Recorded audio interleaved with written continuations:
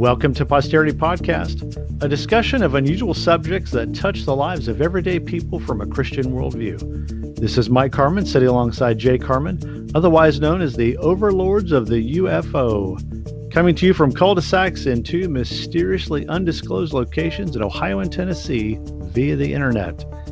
Jay, it has been a long time since our last recording. How are you? I'm good. Yeah, it has been a long time. I looked at our last set of uploaded podcasts, and that was back in the early fall of last year when we had Ray online with us. We had the one failed recording attempt due to some audio problems, some of which we're still experiencing tonight. Yeah. But yeah, it has been a long time. Yeah, folks, we don't have our video feeds on, so we may overlap each other in this conversation, but we will try not to do so.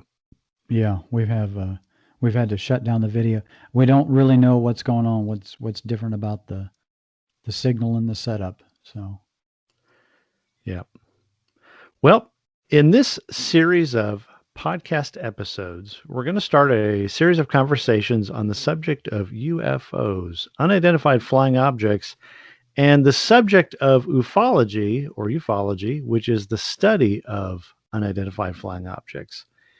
In previous episodes, we've discussed our own unusual UFO encounters and briefly mentioned our inherited interest in the subject from our dad.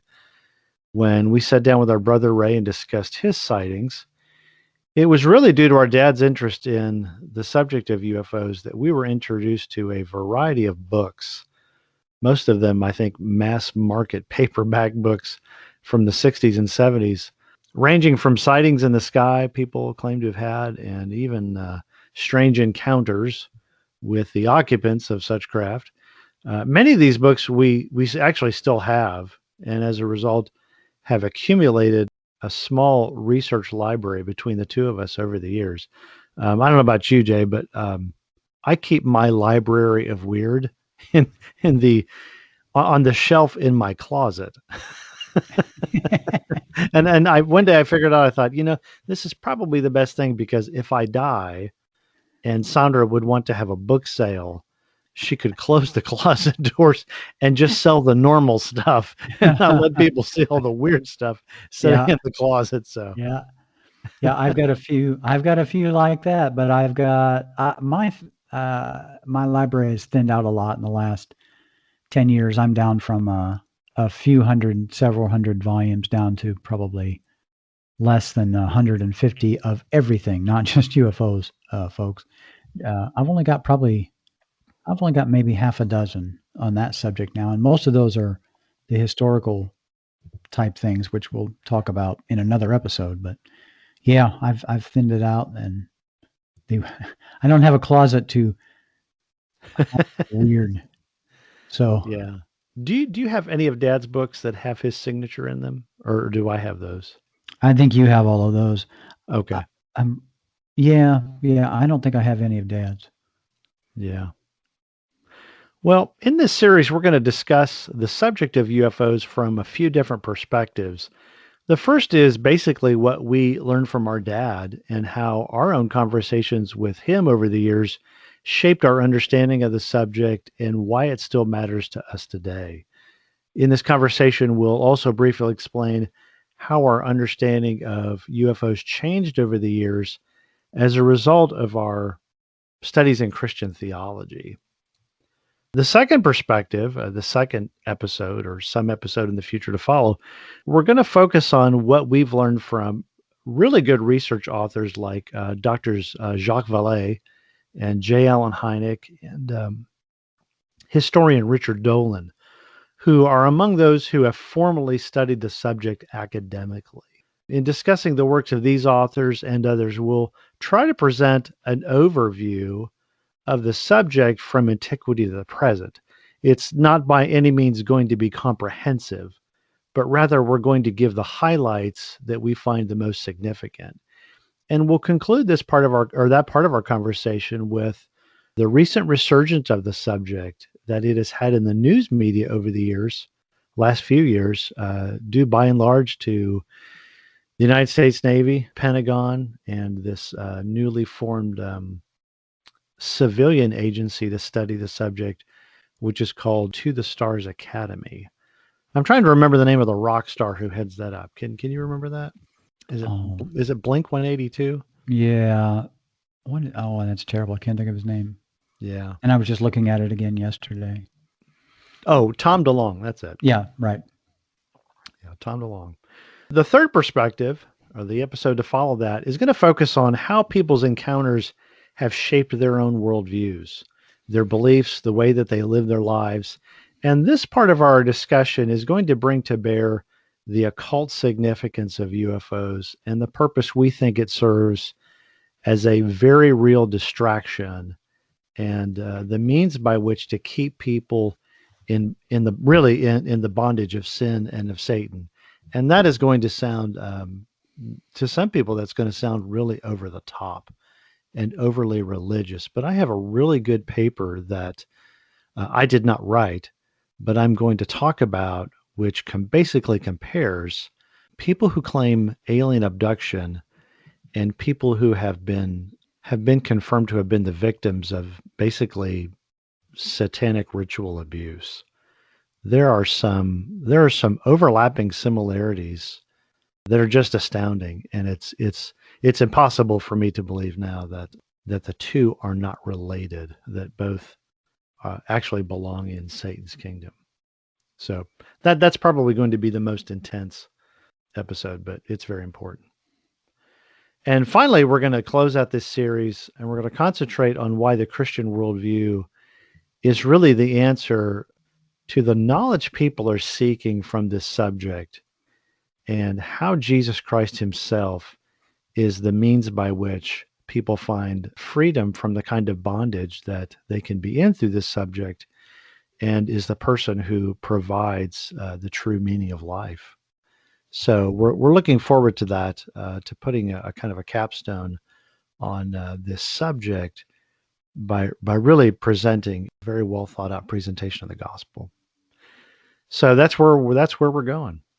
Yeah, and I think it's important for people to understand that when we think about subjects like, it doesn't have to just be ufology, but when you think about subjects that are typically either kind of far out there or subjects that are subject to scientific verification, there's a strong, of course, line of thinking that says you really can't believe something that you can't demonstrate or prove from evidence.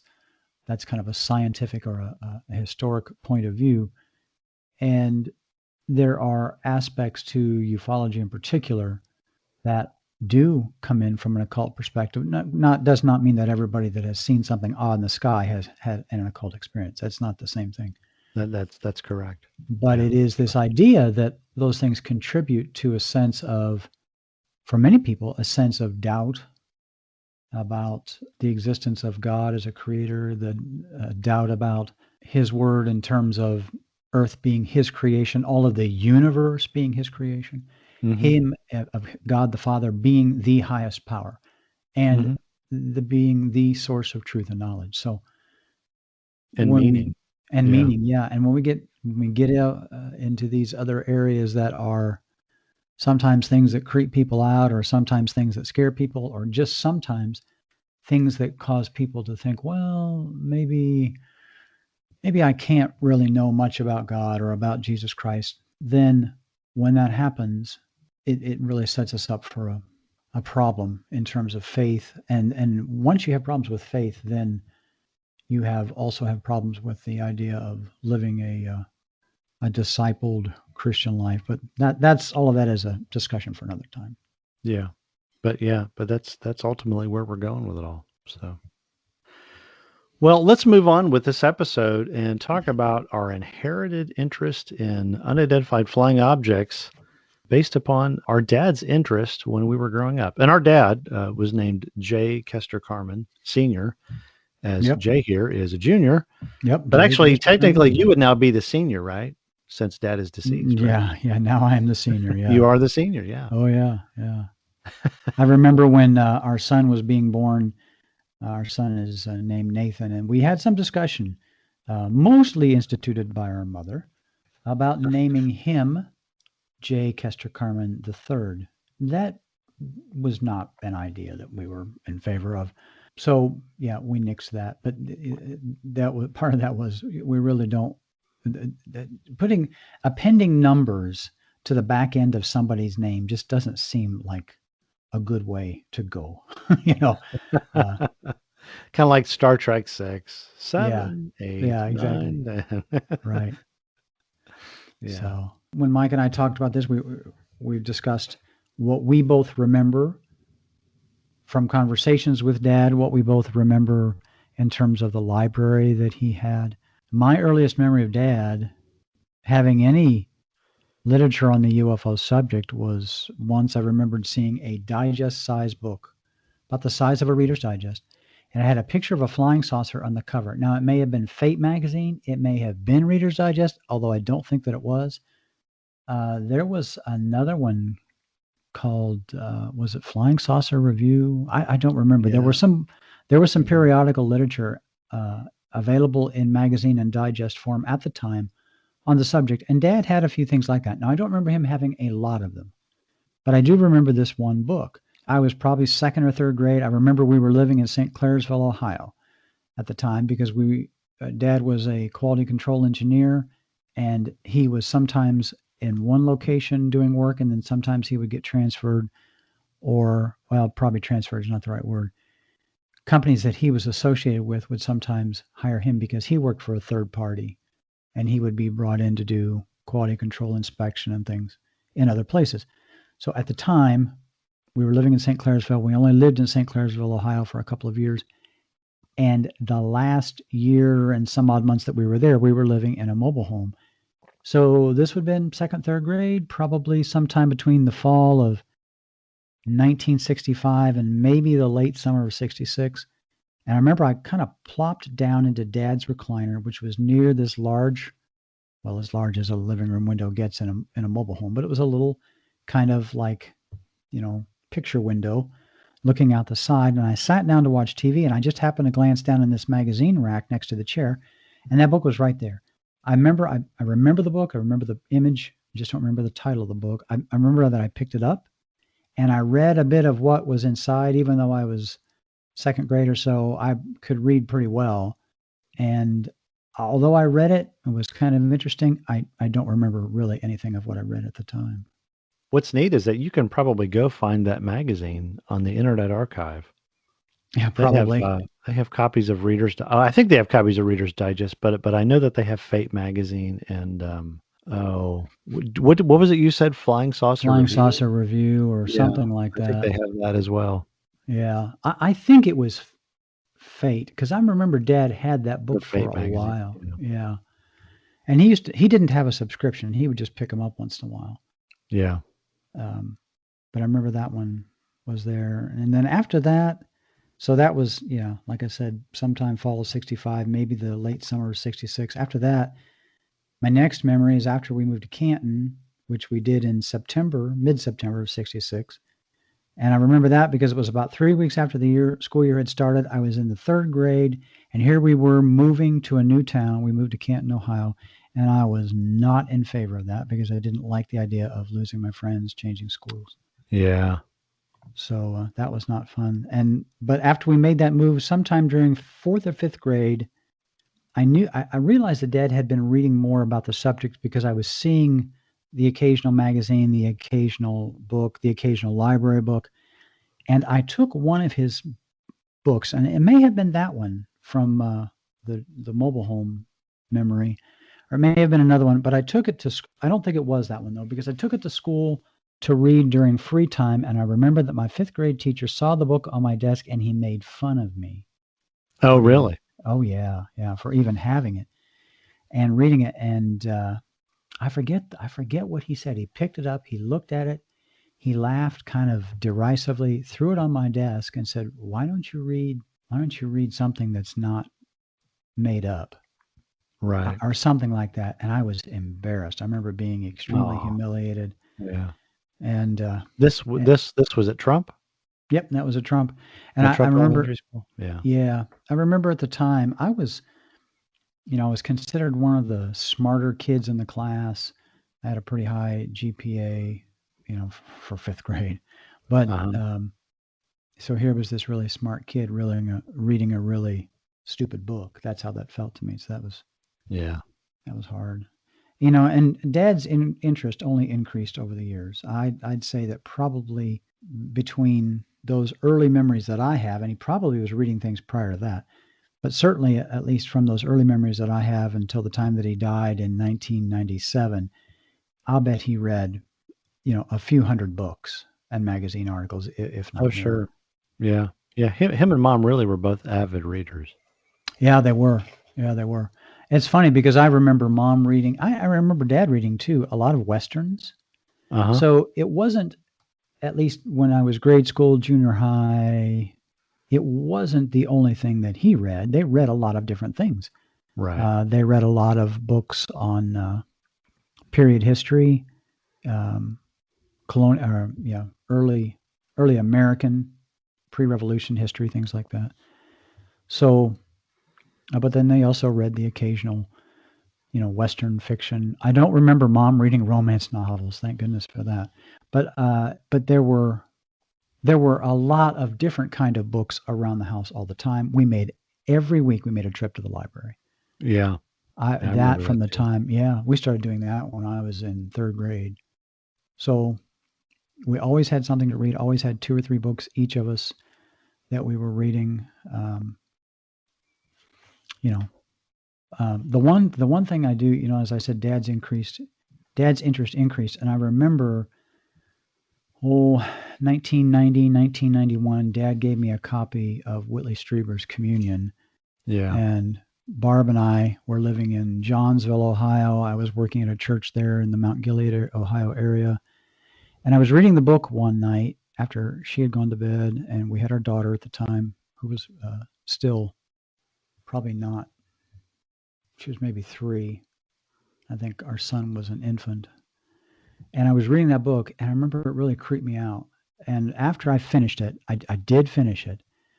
I wasn't real happy with Strieber, however you pronounce his name. I was not happy with his conclusions on some things, but mostly it just creeped me out. So I kind of just decided to put a hold on UFO related literature. And I don't think, maybe once in a while I'd bring something home, but during the time the kids were growing up, I very rarely brought anything into the house to read like that.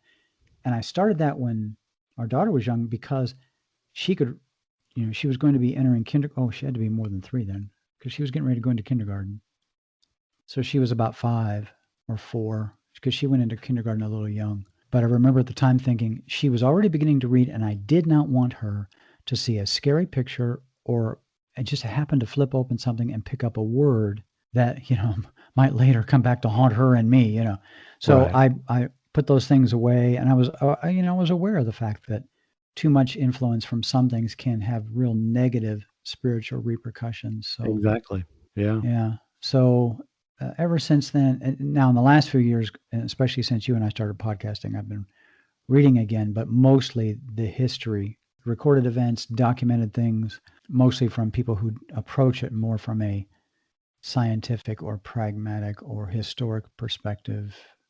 Because I think people do, for the most part, record and remember pretty accurately what they see, more Right. so than we attribute things with science, the whole thing with eyewitness accounts. And I understand that there are variances in accounts, but especially when you have documented things from the military or from news agencies or government people who are in fairly responsible positions of any kind, saying, "No, I really did see this, and this is what it looked like, and this is how it behaved." Yeah, probably not the planet Venus. I don't know what it is, but I give more credence, I think, to those things Right. than some people do. Well, just What, going what back to the idea of being aware of how much influence something like that can have in your own life or on the lives of the people around you, I've come to understand it as a kind of spiritual fear. I picked up a copy of the 1975 movie, The UFO Incident, which is, one of the famous UFO abduction movies. James Earl Jones actually plays Barney Hill. It's about the story of Betty and Barney Hill, for those of you that know what that's about. When when it comes to the scenes where they remember these creatures that came and took them, some of that I fast forward through because I actually don't want to look at those kinds of faces. Yeah. And I'm aware of the fact that it's quite possible that I could put more fear of them in my life than I do the Lord. And as a result of that, not make the Lord my stronghold and my protector and so forth.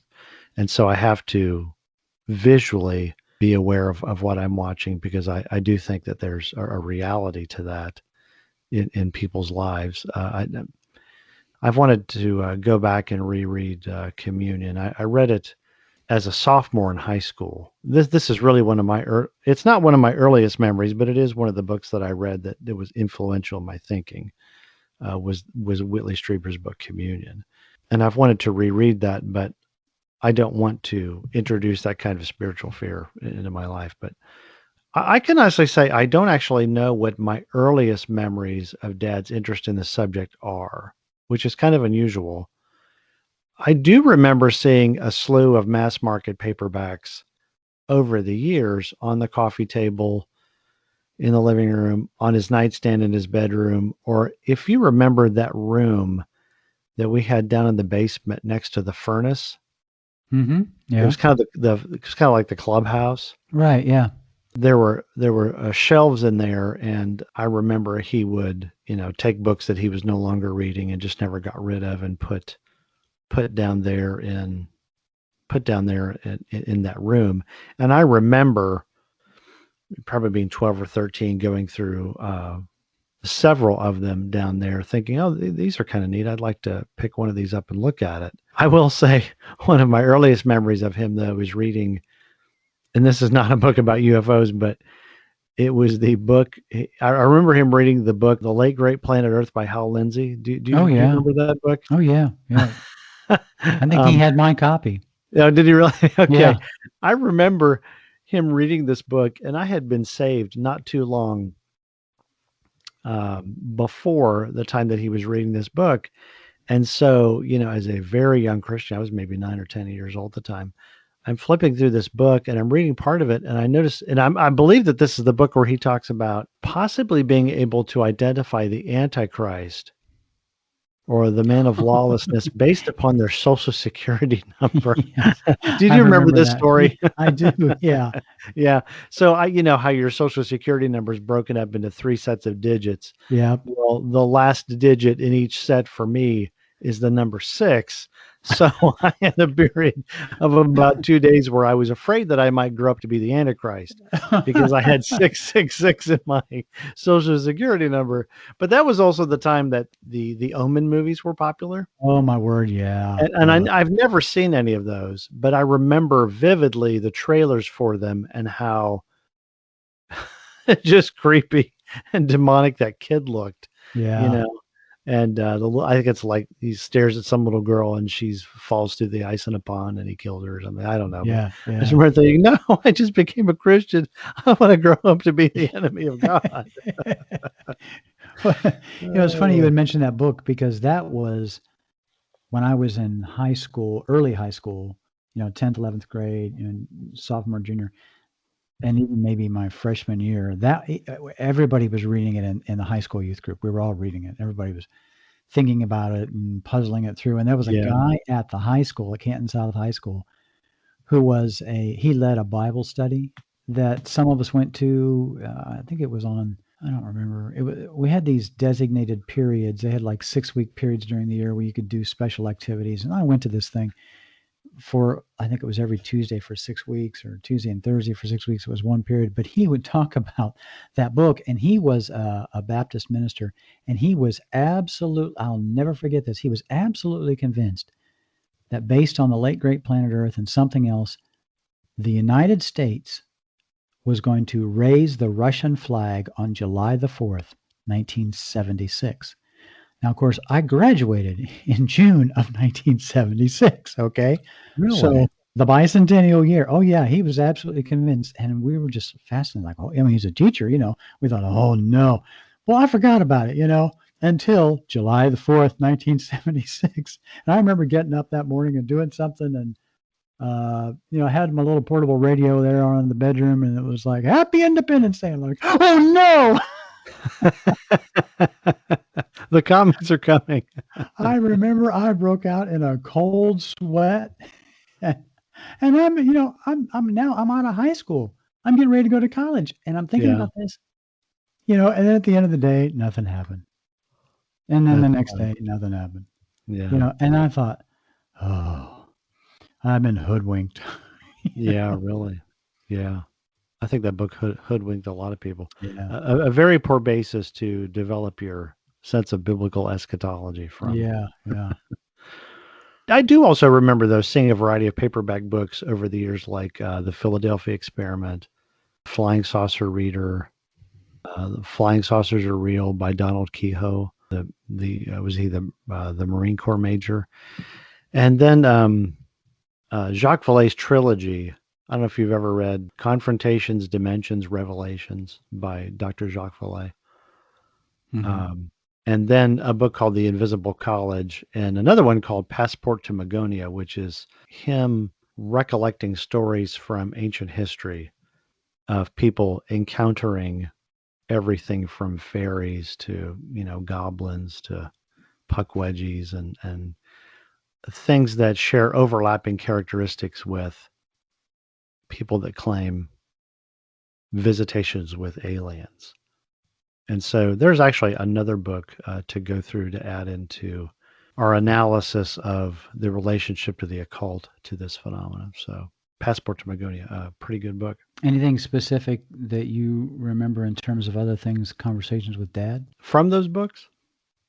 Well, I mean, we've talked about a little bit about the literature and things and earliest recollections. Is there anything that you remember growing? I mean, you remember, see, I didn't even know about the books down in the old Clubhouse? Yeah, downstairs in the basement. Anything else? He was reading Communion. I guess that was in 1986. Mm-hmm. And I saw him reading that. And that book was probably the most influential book that I read, that he also read, that we did some conversing about. I read it as a sophomore in high school, and I don't know why, but I read it before I went to bed every night, thinking that if I was going to get scared, I was just going to go headlong into getting scared. And I never did. It did creep me out. Yeah. So, one of the things that I conclude about all this is that I don't really remember him coming down on this issue in some specific ways. In other words, what I'm trying to say is I don't really remember what his specific beliefs about this subject were. Yeah. Right. And I don't know if you do. After I read Communion, I don't know if we sat around and talked about demons, because I would have been, like I said, in high school.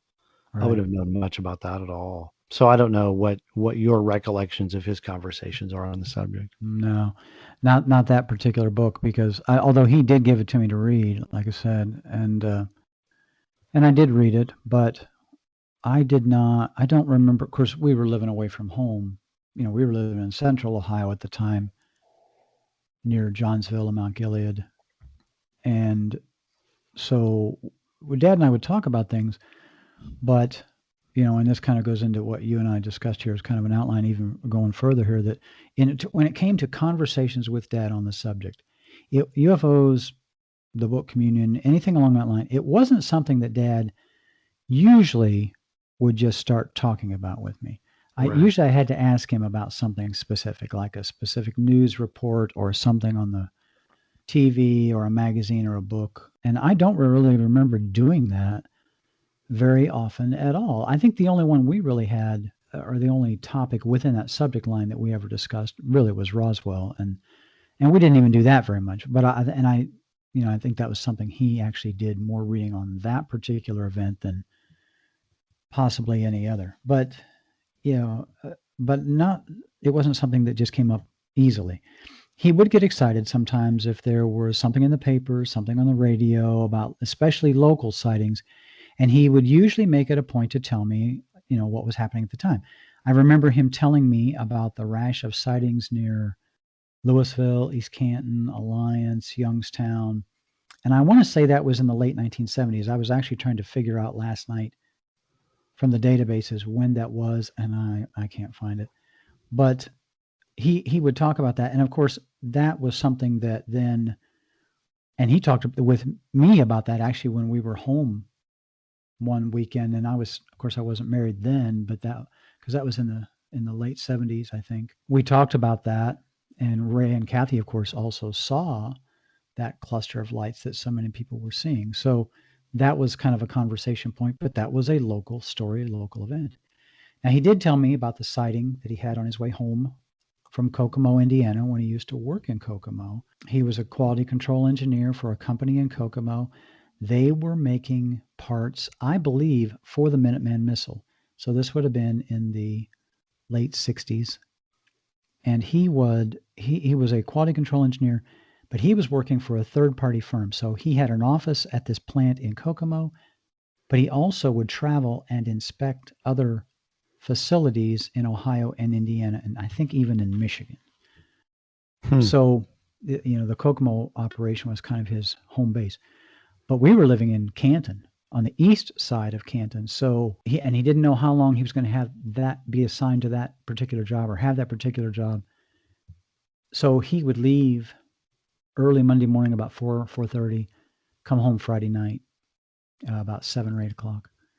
And once on his way home from Kokomo, it had to have been early fall, probably, or very late summer, because he said it was dark, and he saw a kind of a glowing cylinder kind of thing behind some clouds just hanging there, and he pulled off to look at it, and a lot of other people did, I guess, as well. So he talked about that happening. That was either on one of the connecting highways from Kokomo to State Route 30, because State Route 30, he would follow that all the way from the Ohio-Indiana border all the way home to Canton. Mm-hmm. And it was either on one of those connecting highways while he was still in Indiana, or it was on Route 30. I'm not real clear about that. And Mom and Dad, were intrigued by certain things, like people talk about the Kecksburg incident in Pennsylvania, December 1965. Although Mom and Dad did not see this flaming thing that came down out of the sky, the path that it followed across Ohio, Pennsylvania, I think it was Michigan, the path that it followed and then came down in Kecksburg was not all that far from where we were living, again in St. Clairsville. And Mom and Dad were sitting up that night watching TV. And Mom, I didn't know about this at the time. They didn't talk about it for a few days. But when that came out in the papers, Mom said, "Oh, yeah, we saw that." I remember saying this. She said, "We were sitting in here watching TV, and the whole inside of the trailer," I can't remember if she said it lit up green or if it lit up blue. Huh. And it was that thing passing overhead. It was so bright, when it passed overhead, it discolored the inside of the trailer. That is crazy. Yeah. That's of course, wild. Mom was kind of freaked out by that. Oh, yeah. But that I think was Dad, the trailer. Do you remember that was the trailer where Mom said it was raining frogs one day outside? Well, that was St. Clairsville, but we weren't living in the Oh. trailer. We were living out on Maynard Road at the house out there Okay. in St. Clairsville. Yeah. She called Dad. "You gotta come home. There's frogs falling out of the sky." See, we tell these stories, and then people really think we're crazy, whether we come from a crazy family. I think Dad's real interest, I think his primary interest was probably Roswell. He had a lot of books. Communion, I think, was an influential book, but up to that point, and even after that, he read a lot of things on the Roswell incident. He had the books by Friedman and Kevin Randall and Philip Corso, and he kind of kept up with that. My thinking is that Dad probably became interested in the subject during the whole wave of Washington, D.C.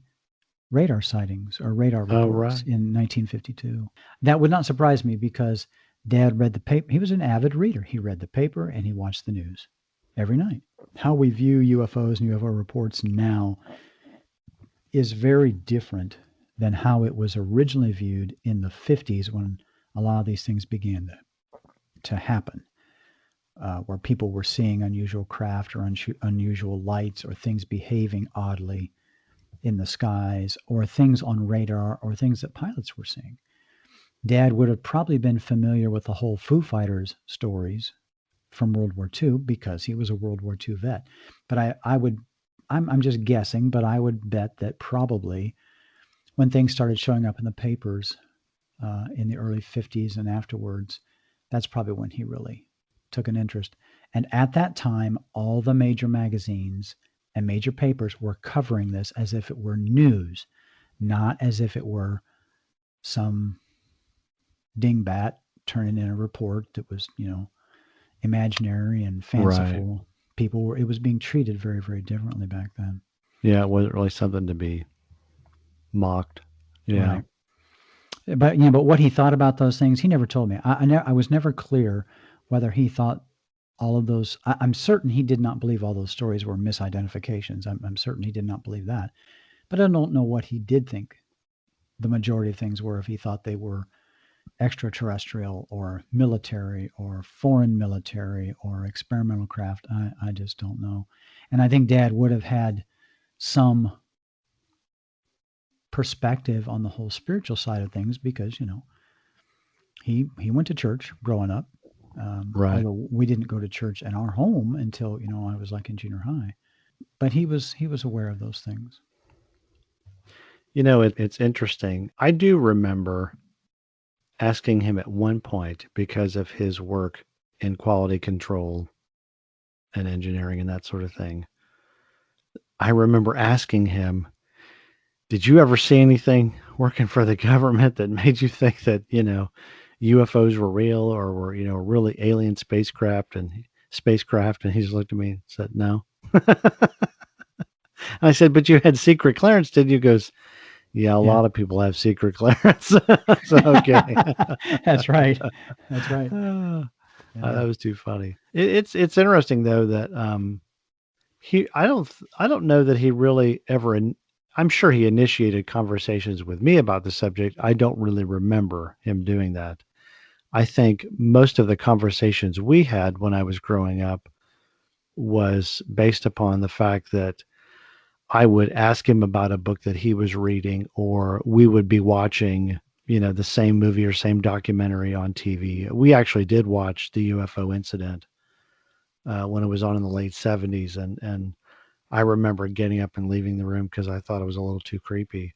But we did watch, some of the more well-known documentaries on UFOs and things like Bigfoot and other things like that were prominent in the 70s and the 80s.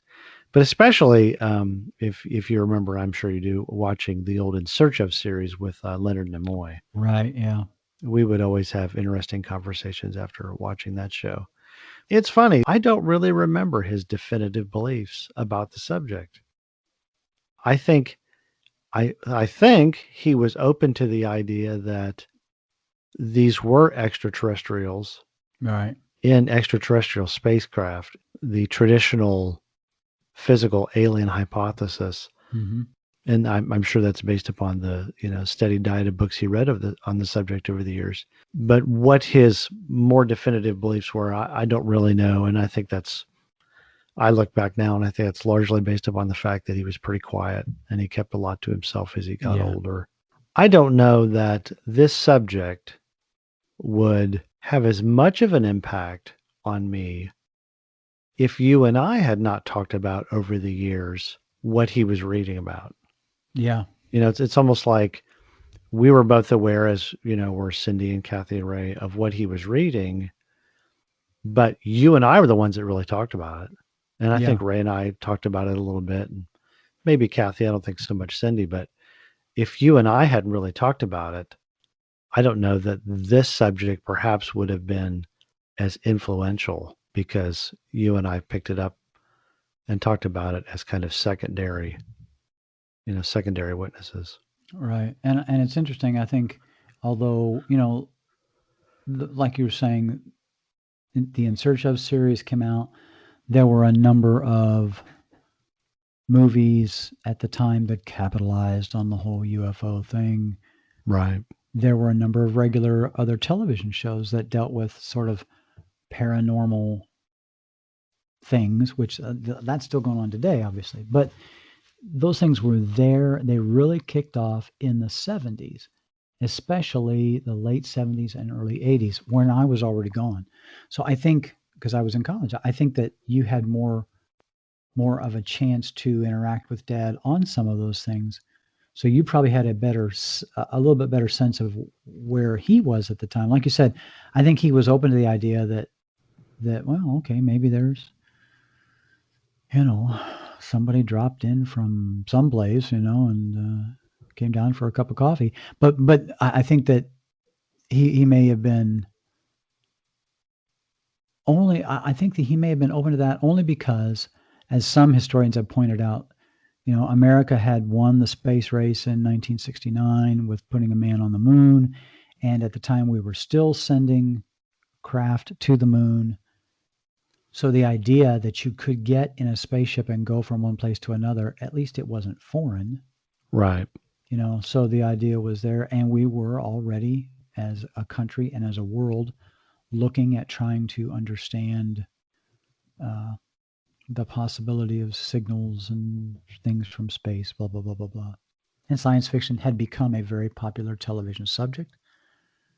So all of that was sort of taking place, but I was in college, so I would come home and pick up snippets of the conversation.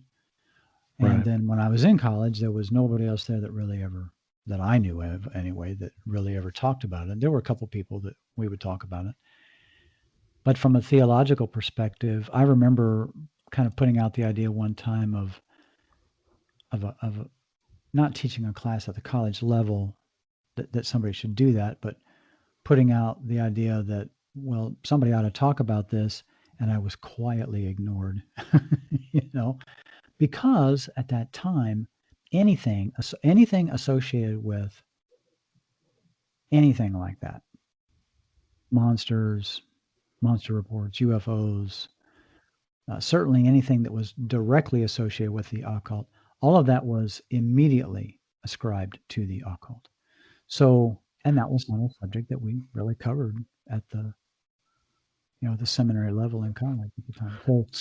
So that was a question, or that was a statement you put out amongst your fellow students or No, professors, no. or I was, when I used to travel for the school once in a while as a student, we would teach classes, and I had to prep a list of classes that I felt might be interesting, or that could be taught either to adults or high school seniors or junior high students in either a church setting or a church camp setting. And I remember I had to submit a list of topics, and yeah, that one did not even come up.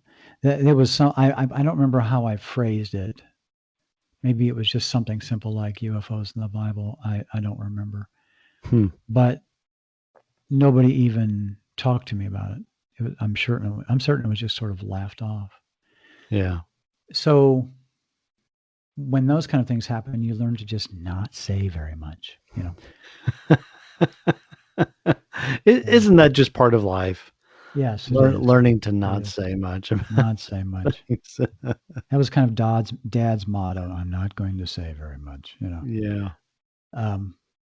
But yeah, and probably then because you and I, especially after Mom and Dad passed, talked about, and then had a chance to see some of the things that were in Dad's library, and of course a lot of stuff was gone. He didn't keep everything, but Yeah. to then think about what he must have thought about, even though he didn't talk about it. I think that's what got you and I started. And of course, Yeah. it did not help, or it did help, that the X-Files came out about that same time. So, Yeah. again, and stop and think about it. It wasn't just, I think in our family, we all like a mystery. We're kind of particular about the kind of mysteries we want to pursue, but like even though you and I talk about the whole UFO thing, I don't do very much digging into it really. because I prefer direct history related things when it comes to something to think about, something to solve. And it's a whole lot easier for me to read Richard Dolan's two history books, Yep. which are very matter of fact, Yep. as much as they can be, than to have to sit down and read um, someone's analysis of the really darker things about this subject. Mm-hmm. I know that I don't like to read that sort of thing because I think that there is a reality to it. Mm-hmm. Uh, Right. yeah, and I don't like that. But so, what would you say are the books that he read that impacted your understanding because you read them too? Well, certainly Communion. Uh, Mm-hmm. that one was a big one. I think I remember he had Top Secret Magic by Stanton Friedman, which of course was the initial book about the Roswell incident, and then Friedman and Don Berliner followed that up. Not I don't know how long later with Crash at Corona, which was supposedly the definitive story of the Roswell incident. Well, Um, I think the book that started it wasn't that the Roswell Incident by Berlitz and Moore, yes, yeah, and but then Top Secret Magic was about the majestic documents. yes, right. But it was well, that's true. That didn't just deal with Roswell, but Friedman approached that whole idea of top secret magic as being something that was derived from the supposed crash at Roswell. Right, right. So I actually read. I think I read Top Secret Magic before I read the other one by Berliner and Friedman on Crash at Roswell. Chariots of the Gods uh, by Eric von Daniken. That Dad I think he had read that, but I read that. That was Chariots of the Gods and The Late Great Planet Earth. Those were the two biggies when I was in high school. A lot of Christian kids and a lot of non-Christian kids were reading those books. Yeah. So those were, I would say, those were the most influential. And now, like I said, I would pick up the occasional digest or magazine article, something that he had laying around. Sometimes I would read them, sometimes I didn't. But I think those books were had more impact on me than the other things. There was another one, and I actually looked for it last night on the internet, and I could not find it. That was more of a. It was a. I know he got it from the library. He may have had to order it in, and I read it. This was a few years, or maybe just a couple years before he passed. So this would have been at the latest 1996. It might have been 1995. But he had a tape. It's one of those books that's like you make it on a copier. It had the tape binding, for the Mm-hmm. edge. And it was probably up to a half an inch thick, but it was kind of a published book on the Roswell crash, and it approached it from the perspective that this was one of those Project Mogul weather balloons, or high altitude. Well, it was a high altitude balloon, but it wasn't a weather balloon. It was actually something that was used to detect. Was it radiation from atomic tests in the Soviet Union? I think is what that was for. But in this book's analysis of Roswell, it put out the idea that what was recovered was one of these high altitude balloons with its radar tracking, things on it, the radar reflectors, but that it also had, because it was a high altitude test, it had, I want to say dummies. And I know that's a philosophy that's out there, or not a philosophy. That's a conclusion that's out there that this was a high altitude test, that they had used some kind of test dummies, but that Yeah, it that was, was the Air Force's final yeah. And in I the remember that 1990s. being out there. It's funny, at the time that I picked that up, I thought, well, maybe this is the definitive answer. Maybe it is, maybe it isn't. But I knew we had that one. So that one kind of made this side impact on me. But I just happened to pick it up one weekend when we were at the house. I did not read the whole thing. I just kind of breezed through certain parts of it. So. Well, I have read those as well. What I would add is Intruders by Bud Hopkins. Oh, yeah, sure. That was made into a movie with Richard Crenna in the early 90s. I don't know if you ever saw that. It's a rather creepy movie. I don't do There's creepy. What's that? I don't do creepy. Yeah. There's a scene in that movie where there's this woman who thinks that, and I'm not making this up, this woman thinks that the phone company is working outside of her house in the middle of the night. And as she is watching them, they turn around and look at her.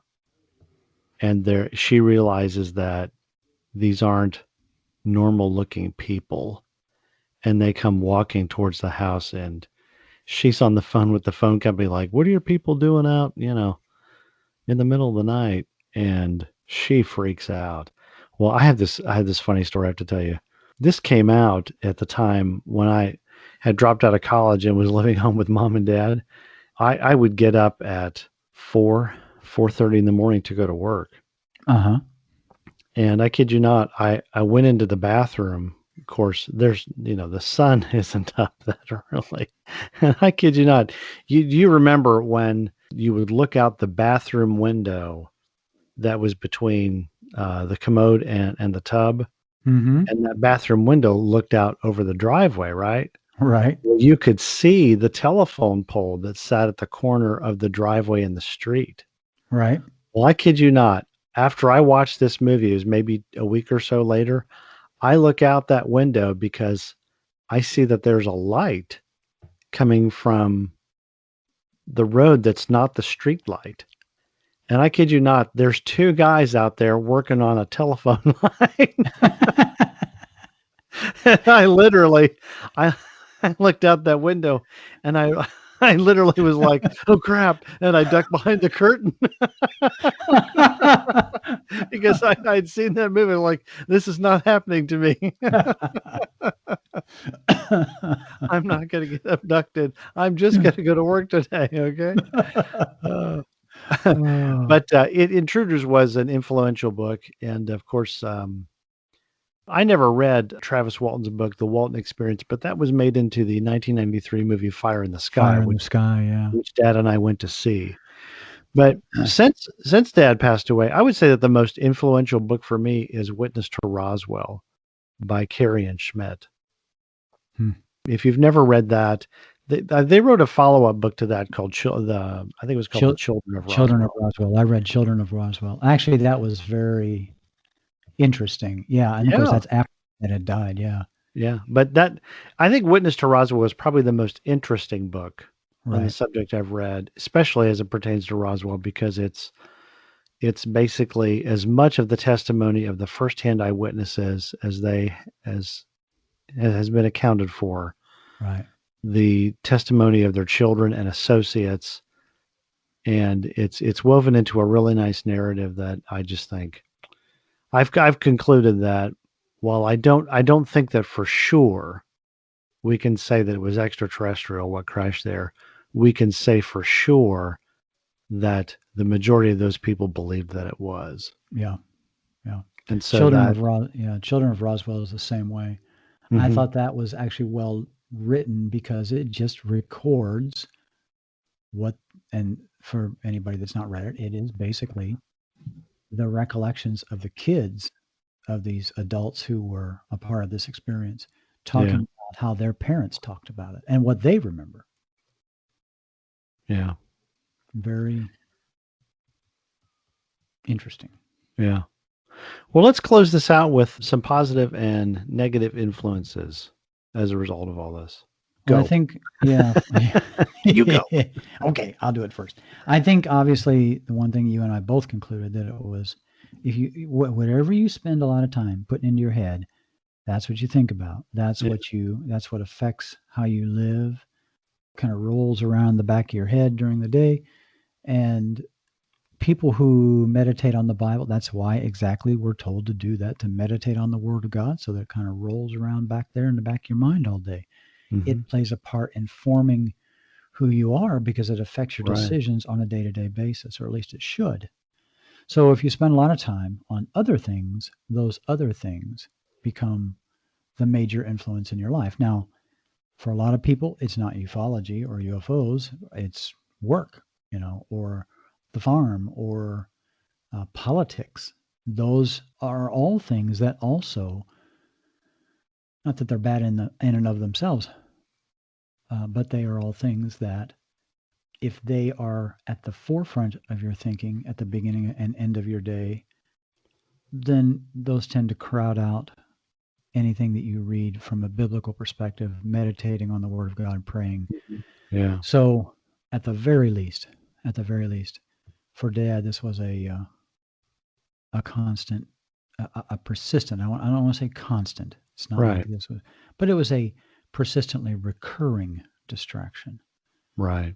And I Yeah. don't think it's interesting. I never got the impression, though, that it caused him to doubt, like, the gospel, or Jesus dying for our sins, or even God's role in creating the universe. I never got the impression that that was ever affected.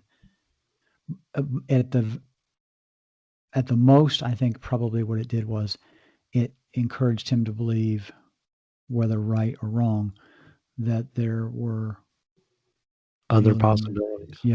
aliens out in space, that kind of thing. Yeah. And I do think from time to time, I mean, he's just normal, so Mhm. from time to time it had to creep him out. Yeah. Yeah. I would imagine so. Yeah, I remember when he told me that I could read communion, he said, "Now, if that bothers you, just put it down and don't pick it up again." I said, "Okay." So, yeah, I think you're right. I think it did serve as a lifelong distraction, not constant, but, periodically over time, it did have an impact. And I think that it is difficult, even though we are born again, to continually focus on developing a worship relationship with God, because there are so many distractions in life. I remember going to a Christian education conference in North Carolina. This was probably 14 years ago, and it just wasn't a great conference. It just wasn't great, and there were some sessions that from some publishing companies that were so watered down. I just couldn't believe what I was listening to. And I kid you not, I broke for lunch one day. It was just I was attending this conference by myself, and I broke for lunch. I went and got something to eat, and I drove by a Borders bookstore. And instead of going back to that conference because it was so awful, I went to Borders bookstore, got a cup of coffee, and read, I think, the first 2 or 3 chapters of The Hunt for Zero Point by Nick Cook, which was on, the possibility of Nazi, UFO technology or something like Right. that. Yeah. But I remember thinking, I shouldn't be here. I shouldn't be, I didn't come all of this way to read this. And how do I get to a point where this is actually more interesting than this, this alleged, conference on Christian education? But that's just the way that conference worked out. So, but I would say even in my own life that there have been times when it has served as a distraction, Right. and almost kind of an escape. Like, okay, I'm tired of thinking about, the problems of the church and all of those things. I want to go read a book about UFOs. Yeah. Yeah. Barb laughs at me because I think my escape is Finding Bigfoot, which of course they never found him, but Yeah, you 10 still haven't seasons, found it, right? Yeah. still Well, we're looking, still trying to find it. Yeah. And because We there, know where not to look. Don't we? that's right. He's not there today. He's out. I think that He's at Borders bookstore reading a book on UFOs. Man. that's right. Anyway, I'm sorry. Go ahead. No, that's okay. I mean, it's true. I mean, we can be a bit escapist at times, and there's this part of us that clicks off and recognizes this. Okay, this is probably not really connected to reality, but it is kind of funny to watch these people, and yet some of them on that show, they're definitely true believers, and I have a strong inclination to believe that for those of you listening who maybe follow Small Town Monsters up in northern Ohio, when they did the documentary on the Minerva monster, I have a strong inclination to believe that the family and the other people in that area who saw whatever this thing were describing pretty accurately what they saw. So don't know what it was, not making that conclusion, but just because people describe, in my opinion, just because people describe something that is incredible, that is not, in my mind, justification for labeling that person as misperceiving something. Right. Anytime that's kind of how we look at that. You describe something that sounds incredible, therefore it can't be true, therefore you can't be telling me the truth, or you're misguided, or you have mistaken something. That's how we think about things like that. Yeah.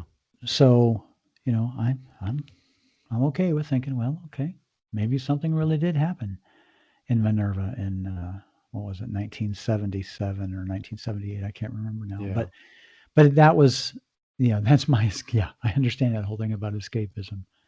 Barb just looks at me and shakes her head, Well, the funny thing is that people that are really into sports or really into exercise or into video games or politics or music or movies. I mean, you can just line up whatever interest it is people have that people spend a lot of time doing.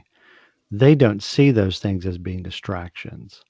Right. And there's some concern there because they are distractions, or at least they can be. Let's put it that way.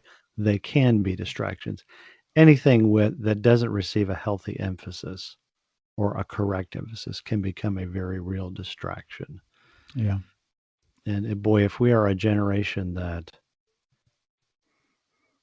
we are a generation that is distracted by gaming, sports.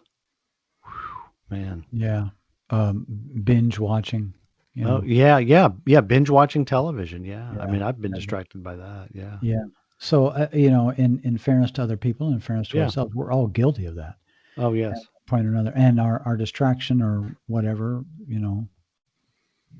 it is what it is. But